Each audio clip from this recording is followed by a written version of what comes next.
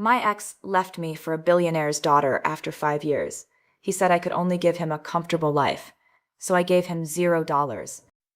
He thought he was moving up in the world, but he didn't realize I was the one holding the ladder.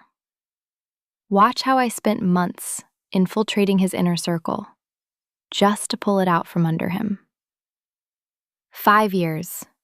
That's 1,825 days of building a life, sharing dreams, and supporting Mark while he bounced from one failed tech startup to another. I was the one working double shifts as an algorithmic trader to pay our rent in San Francisco.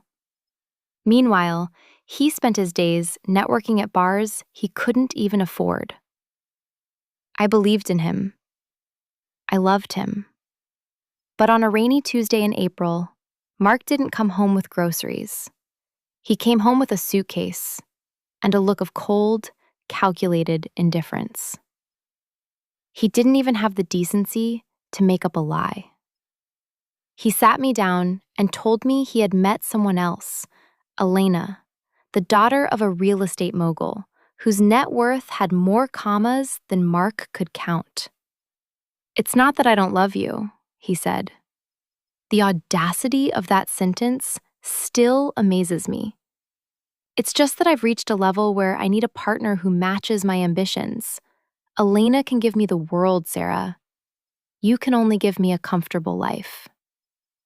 He walked out that night, leaving behind a 5-year-old engagement ring, a ring that I later found out he'd bought with a credit card I was helping him pay off. For 3 weeks, I was a ghost. I didn't eat. I didn't sleep. I just watched his Instagram stories. The Maldives, Paris, Tokyo. Every trip paid for by Elena. He looked happy. He looked wealthy. He looked like he had won. But here's the thing Mark forgot. I am a quantitative analyst. I don't deal in emotions. I deal in patterns. And Mark's pattern was greed. He didn't want Elena. He wanted the status she represented. He was a moth, and her money was the flame. I realized then that crying wasn't going to fix my heart, but breaking his bank account, that definitely would. Quick break. I'm curious, where are you watching this story from? Drop your city in the comments. And if you've ever had an ex try to upgrade only to fail miserably, hit that like button right now. Let's see how many of us have been there. I dried my tears and opened my terminal. Mark thought he was a player in the world of high finance now, but he was just a tourist. I knew his weaknesses. I knew he was obsessed with getting in early on the next big thing. He spent hours on exclusive investment discords, trying to prove he was a whale to people who actually had money. The blueprint was simple, but lethal. I wouldn't just take his money. I would make him give it to me. I began by leveraging my background in algorithmic trading to create a ghost. I didn't want to be Sarah, the jilted ex. I needed to be Astra, a legendary anonymous trader with a track record of 1,000% returns in the synthetic market sectors of 2026. I spent 18 hours a day coding. I built a shadow identity so sophisticated it had its own digital footprint. Fake Bloomberg articles, backdated forum posts, a verified portfolio that looked like a king's ransom. I wasn't just planning a heist. I was engineering a financial cage. Mark had traded love for money. So I decided to make sure that by the time I was done, he would have neither.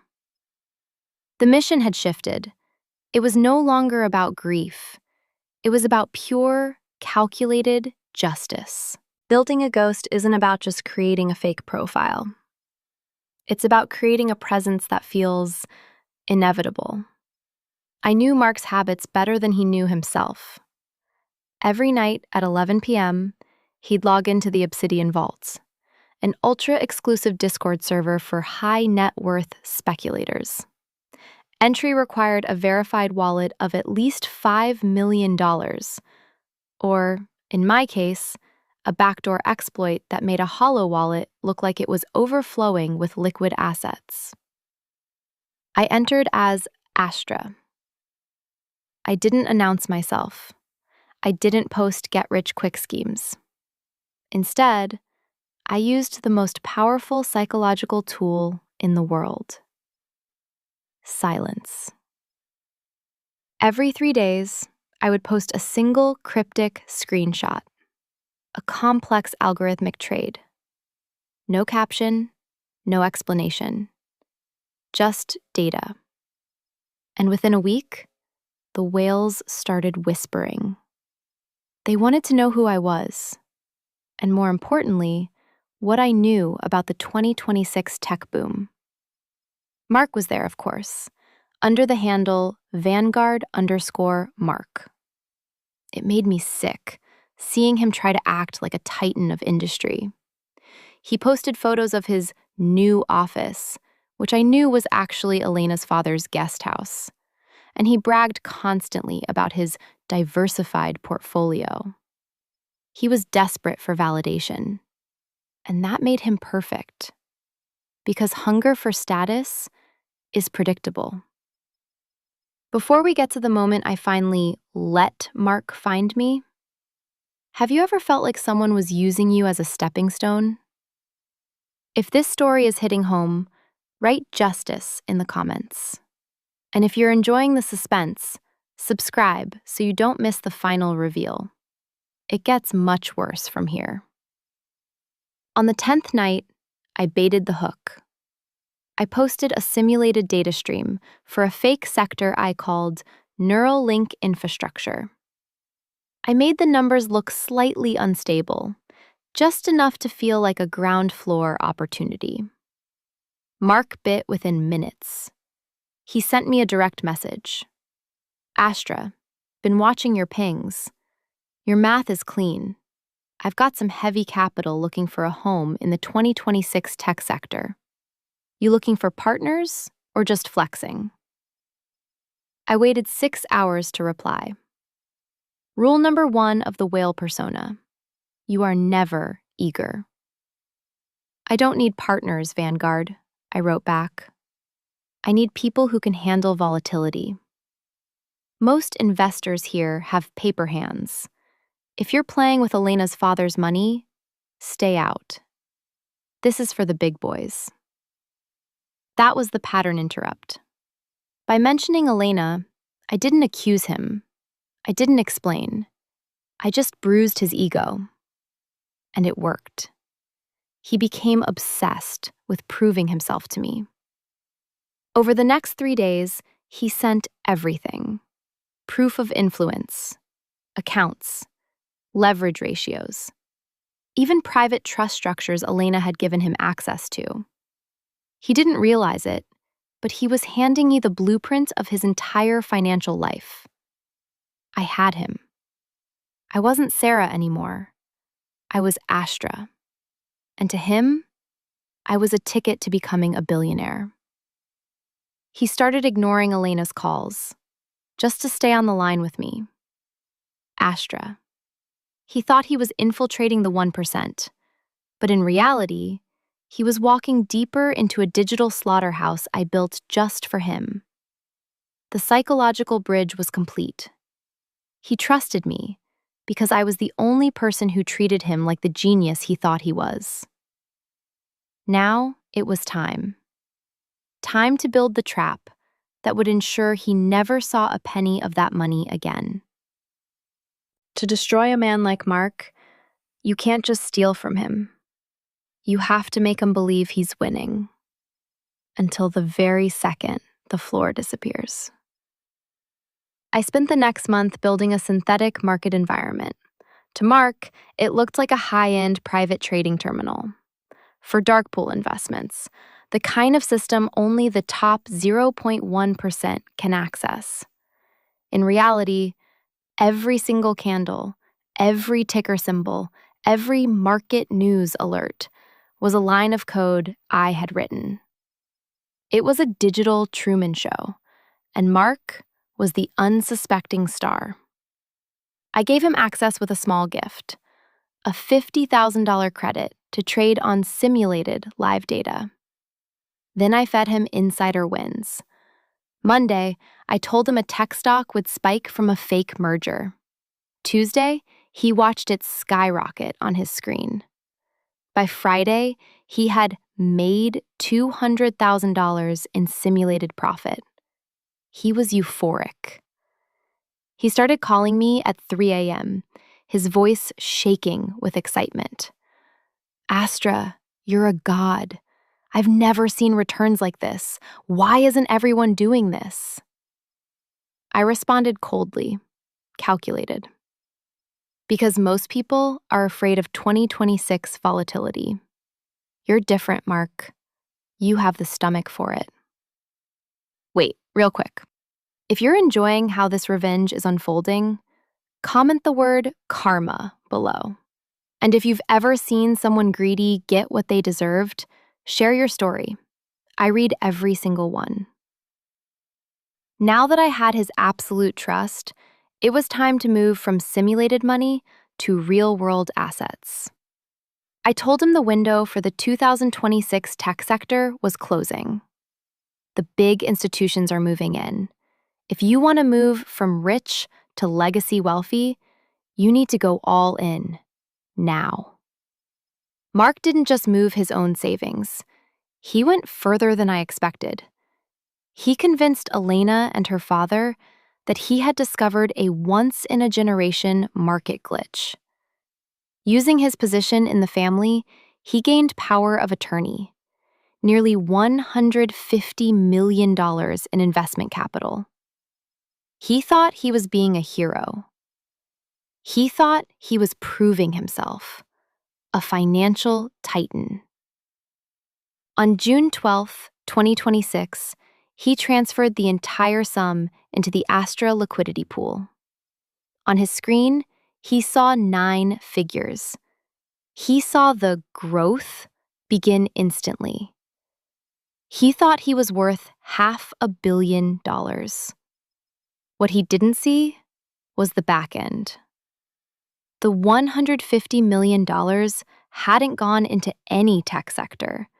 It had been routed through smart contracts I designed, locked, unwithdrawable, for 72 hours. A security cooldown, I called it. In reality, it was the countdown to his erasure. He was sitting in his mansion, drinking expensive scotch, watching numbers go up on a screen I controlled, from a laptop in a small coffee shop 3 blocks away. He was at the highest point of his life, untouchable, invincible, the man. And he had no idea that I was about to hit the delete key on his entire existence. June 16th, 2026. The day Mark's digital empire was scheduled to meet the reality of a scorched earth algorithm. I was sitting in my car, parked just outside the gates of a gated community where Mark and Elena lived. My laptop was open on the passenger seat, the glow of the terminal reflecting in my eyes. Through the glass walls of their hilltop mansion, I could see Mark. He was pacing on the balcony, phone glued to his ear, probably bragging about how he'd cracked the code to infinite wealth. I checked the clock. 9:30 a.m. The market was opening. On Mark's screen, the Astra Tech Index sat at an all-time high. Then, I began the sequence. I didn't just make the numbers drop. I made them bleed. I triggered a flash crash script months in the making. On Mark's terminal, green bars turned red, violent, jagged, immediate. In 30 seconds, he had lost $40 million. I saw him freeze on the balcony. Then he sprinted inside, straight to his desk, hands flying across the keyboard. He was trying to hit sell, but I had already activated the liquidity lock protocol. Every click triggered the same response. Error 404. Liquidity provider connection timed out. Please wait for the next block cycle. Hold on. Before we watch Mark's world fully collapse, what would you do if your life savings vanished in 60 seconds? Scream? Cry? Fight? Let me know in the comments. And if you think Mark deserves this, smash that like button. Let the algorithm know we're rooting for Sarah. The panic on his face was visible even from the street. He was frantic. Then he started messaging me. Vanguard_Mark. Astra, the floor is falling out. The sell button isn't working. Fix it. My father-in-law's money is in there. Astra, answer me. I didn't answer. I just watched. Let him sit in that pure, unfiltered terror. 10 minutes passed. The portfolio dropped. 40 million, 10 million, 1 million. But here was the real maneuver. While Mark watched a fake crash, the smart contracts were executing real-world orders. His funds were being routed into burn addresses, into margin shorts against his actual assets. Because he had granted power of attorney inside the system, I had access to his legitimate banking links. As the Astra index collapsed, real-world margin calls triggered automatically. I watched his accounts drain in real time. Not simulated. Real money. The $150 million wasn't just lost. It was being redistributed into a private, untraceable trust built for the victims of his past scams. He wasn't just losing Elena's money. He was losing everything. Credit, reputation, future. The final blow arrived as a notification. Margin call on his phone. I saw him drop it. He collapsed into his leather chair, head in his hands. He was broke. Worse than broke. He was in debt to a family that didn't forgive failure. The justice-served moment was almost complete. He had traded 5 years of love for a digital illusion. And now, it was gone, leaving him with nothing. Just the cold, hard reality of his own greed. The silence in Mark's office must have been deafening. From my car, I watched the lights in the mansion flicker. As if the house itself knew something had been taken from it. Mark was still slumped in his chair, staring at a screen that now read, Total portfolio value, $0. It was time to end the Astra persona and bring Sarah back into the room. I opened my private terminal one last time and sent a single, direct message. I didn't use a distorted voice, no cryptic code, just a high-resolution photo. The engagement ring he had left on my kitchen table, next to a printed copy of the power of attorney he had signed. Underneath the photo, I typed, You told me I could only give you a comfortable life, Mark. You were right. I'm comfortable now. Are you? Sarah. I saw him jump. He leaned into the monitor, squinting. His face turned pale. Not just pale, unnatural. He didn't just lose money. He realized, in that single heartbeat, that he had been outplayed by the person he thought was beneath him. The Astra he worshipped was the woman he discarded. This is the end of the journey, but I want to hear from you. Was the revenge worth it? Or did it go too far?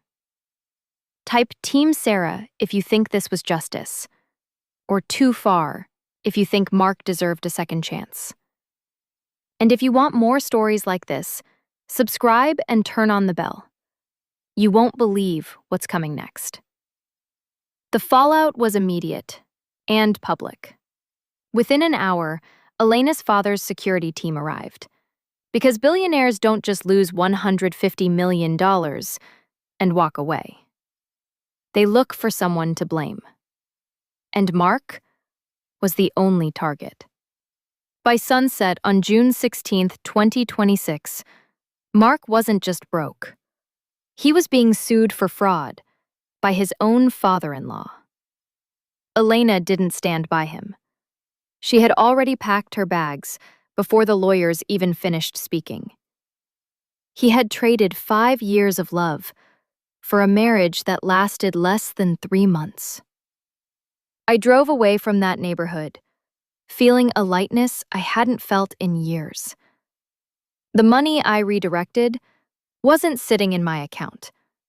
I knew authorities would trace it.